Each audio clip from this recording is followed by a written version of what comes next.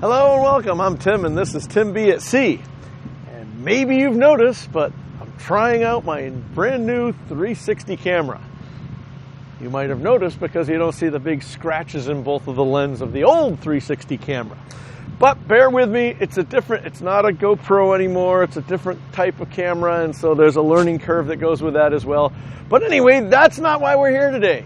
Today I figured I would try to make a video of things you might not know about being on a tugboat or being at sea or whatever. And so these are things that if you think you know everything about tugboats, maybe you do, but maybe you might pick up something that you didn't know. So stick around.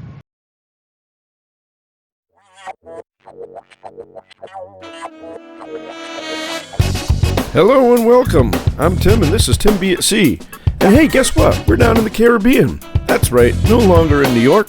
Well, just a little change of contract here and a little change of scenery.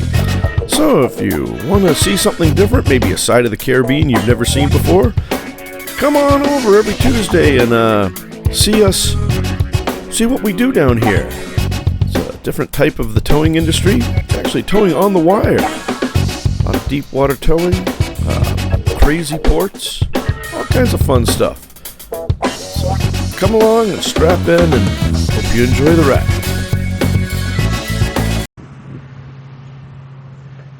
So the first one I think we've covered in other videos, but just to let you guys know, if you look over here, you'll see all these funny bell things that stick out all around the tugboats. They'll be on many ships, but most of the tugboats, well, I mean, they're on anything that's out here, but I see tugboats all the time. And if you wonder what these are, every tank that we have, we're required to have a vent on it. The problem is we hold almost 80,000 gallons of diesel fuel, and if the boat were to sink, the diesel fuel being lighter than water would float out of the vents and you'd have a horrible catastrophe to deal with, not to mention the fact that you lost your tugboat. So that would be a bad thing, but and damage to the environment is something that's completely unacceptable. So all of these vents right here have a steel, I don't know if you can see it or not, but all of these have a hollow stainless steel ball in them. Some of the older tugs I worked on had brass balls in them. But anyway, the idea is that if the tug goes down, this would float up and it seals the tank. And that's what those are for. So that's why when you see these, you see all of them with this bell shape on them. And then these covers right here, so we can actually shut them. If we knew there was a problem, we could actually shut them and they would be tight and sealed up. So that's one thing that's kind of cool. Another thing you might see on tugboats is that wherever you see something like this, you'll see a big box under it. And this is actually a fueling port, and this is where we can take on fuel. But if anything were to drop, we need a spill containment tub, and so that's what that's for. Just in case a drop goes on there, we don't want to get anything in the water at all. So that's what that's all there for. You can also see over here, these are where we take on different, it says lube oil fill, dirty bilge waste. That's for our slop tanks, hydraulic fill, gear oil fill, zero discharge fill, or I say fill, it's really where they suck it out of. So that's all those are in one containment box, so that if anything were to drop, nothing lands on deck. So that's what that is. Here's another thing that you might not see all the time. This right here goes, and it's a slip alarm, so that while we're towing, in the event that you can lock each drum has the ability to put what they call a dog in place, and that's where it goes and it locks the drum. But having that there isn't, having it locked off is not always the best choice. And the reason why it's not the best choice is because if there was a big yank on it, like the tug and the barge got out of step, that big force that comes along, you would almost want it to slip a little bit. So we don't normally dog the winch unless we're in severe conditions or we have a problem with the brake. Each of these have this big band brake. All around here, all around the edge, there's a band, and it uses, you know, the same things on your old brake shoes or now brake pads. The same idea. It goes and it squishes, you know, it tightens up around the drum, and there's so much surface area it can really, you know, withstand a lot of force. We're talking, you know, 50 tons of force on there. But the idea is that if there was, we don't want to break the wire, and instead of having the wire break, maybe the brake would release a little bit. But if that happens, that would be an awful thing if that happened and we weren't aware of it. So we have a slip alarm, and what happens is, as each one of these rotors goes by, it'll trip the alarm, and the alarm will tell us that, hey, you're losing some wire. And so then that's something that we keep abreast of. All right, here's something here. This is a little airlock between what we call the fiddly, which is the upper engine room, and the living space, or the galley in here, and quarters. Anyway, we have a number of these located around the boat called EFBs. That's Emergency Escape Breathing Device. And these are not like the Scott packs that we have also, which are designed to, you know, work with, that you fight fires with and that sort of stuff. This is basically just enough air to get through where if there's a fire somewhere, the smoke will kill you before the fire will. So this will be enough to get somebody out that way, and we have them all over, mainly in places like in the forepeak. It might take you some time to get up the ladder to escape that way if there's a fire in the engine room, or if you had to run towards the engine room, you might need some air as well, and so that's something that you don't see every day. And here we are in our galley. As you can see, we got everything all nice. Table over here, we've just got all kinds of stuff. But you see all this stuff up here? All this stuff is here because we're at anchor. But when we rig for sea, when we get the boat ready to take off, all of that stuff has to come down and be stowed, because as the boat violently pitches from one area to another, you don't want this stuff to take off and land on somebody's head. And that might sound odd, but believe me, it happens. There's another thing that happens. You want to make sure that your doors are really good, that the seal on your doors are good, and that's not so much, I mean, obviously you don't want the freezer to not freeze, but it's also, I've actually been on a boat when I was a deckhand years ago where we were in such rough conditions going around Cape Hatteras that the door for the freezer came open, and we had a couple turkeys, and they were like bowling balls. The boat was pitching from one side to the other, and you have a 20-pound turkey that's just rolling, taking out everything in its way path. So that's something that we have to be aware of as well. So here in the wheelhouse, we have something that I see this happen all the time, and I don't know if this is really important to a lot of people that are just coastal cruising and pleasure boats, but for on a tugboat, especially an ocean-going boat, you see binoculars, and they kind of look like they're just hung out right here, you know. Over here, you might see some binoculars just hanging out over here as well. And there are some OCD people or whatever that might want to say, oh, these things should be up and they should be looking all nice like that. That's actually the wrong way to do that. The reason why is that when the boat rolls, these things fall, and it's very rare that the glass or the prisms break on these. What happens is they get out of alignment and you get that double vision. I've actually worked on a bunch of boats that had stowing spots that you could, you know, a little shelf that you could put these in like that, and those work as well. But if you don't, the proper way is to always lay the called glasses or binoculars down on their side like that. So if you didn't know that, now you do. But these things right here used to give all kinds of people, everyone used to wonder what these things were. I think some of you have paid attention and don't ask about that as much, but maybe that's also because we're not in New York shooting the way that those used to show up in the videos all the time. These actually are the vertical and horizontal adjusters for the searchlights. We have great big searchlights mounted.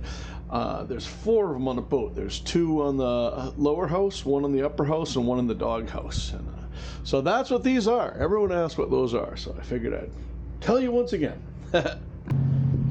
So here we can see the ladder. We got ladders attached down here to the rail, a little pulley system, and we have them on both sides. And I get a lot of questions when people say, why do you have ladders on tugboats? Well, when I originally started filming this series, our barge was loaded and it didn't make sense to have a ladder on board. But now, as you can see, the barge is light and it's a considerable distance all the way to the top. So sometimes when it's really rough, you don't want to just put a ladder up and have hope that, you know, everybody gets on board safely, even though you can only stabilize it, or you can't stabilize it on either end, the top or the bottom. So at least with this, we know that the tug side is secure. So that's why we have those ladders, just for situations like this. If you see that big thing way up there, that's a Yokohama. People always hear us talking, saying, and they say, what are you talking about when you're saying Yokohama? Those big fenders, they're about the size of a Volkswagen Beetle, and they weigh, you know, they probably weigh a couple tons or so, but they're on a big hydraulic lifting system that they roll down and they protect us against if we go alongside a ship or something like that, and the ship and the barge start moving up and down. So I don't know if. So looking at the barge, there's a couple things we can show you here without actually filming on the barge. A lot of you guys are always asking for videos about and on the barge, and I'm not allowed to film on the barge because of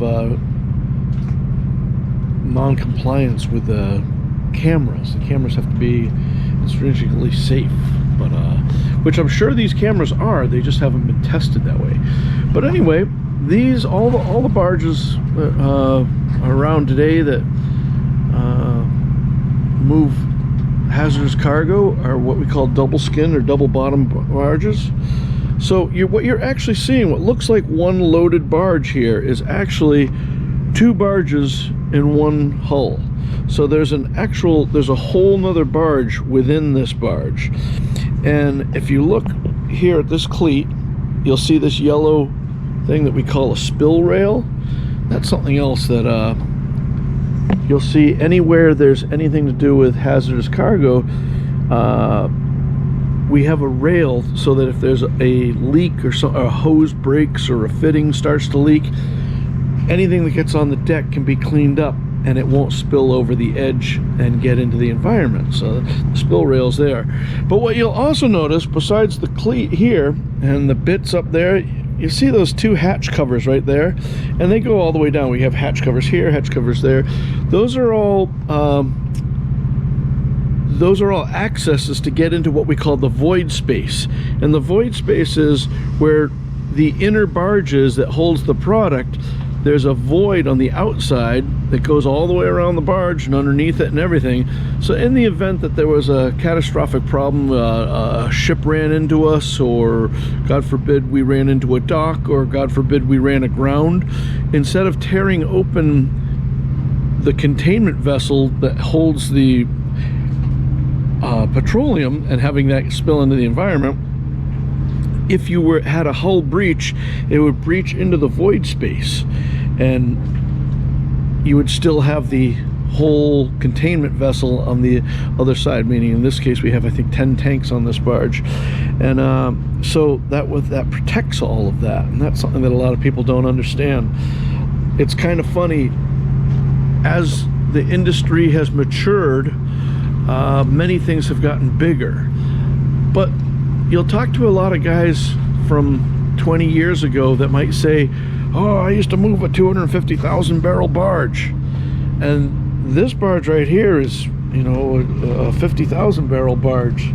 So you would say, wow, this is much smaller than that. Well, those other ones were single skin barges, and they were able to utilize all of the space for them. So sometimes you'll see these barges that look really big and they don't hold as much. It's because of the safety elements that have been designed into the design of the barge, just in case there is a problem. So that's something that I thought that I could share with you guys that maybe not everybody knows. On many barges, you might find a big steel cable that runs down one side of the barge but not the other. Sometimes people wonder what that's for. That's actually what we call the emergency pickup hawser or line. In other words, if you're towing a barge and the bridle breaks, or something goes wrong, you still need to tow the barge, and usually that wouldn't happen in calmed conditions like we're seeing this morning. So what happens is the barge, if it's unmanned, will tow a ball on the end of a rope that you can retrieve the end of this with and shackle into it. Or if the barge is manned, they won't tow it, but they'll have a line ready to pass over to a barge, to a tug, and the tug can retrieve this extra extra wire here that goes all the way to the bow, and you can pull in the case of an emergency. Well, that ought to do it for this week's video. I hope you guys liked it. If it's something you like, be sure to subscribe if you haven't already, and give us a thumbs up. It really helps out the channel, and I keep trying to push this, but my other channel, SV Paquita, is growing little bit by little bit, and we are doing more and more stuff over there that involves me learning how to give up my someday I'm gonna have to retire from this line of work and live full-time on a sailboat and hopefully sail around the world. I think that's a dream that many people have, and a lot of people that have them aren't accomplished sailors.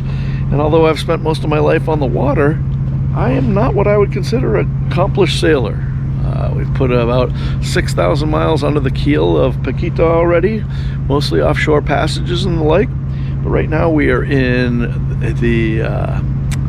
southern Florida and spending my time off in the Bahamas.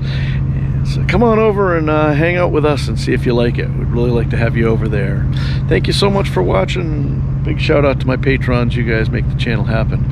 You guys take care, be safe, and as always, I'll see you on the one.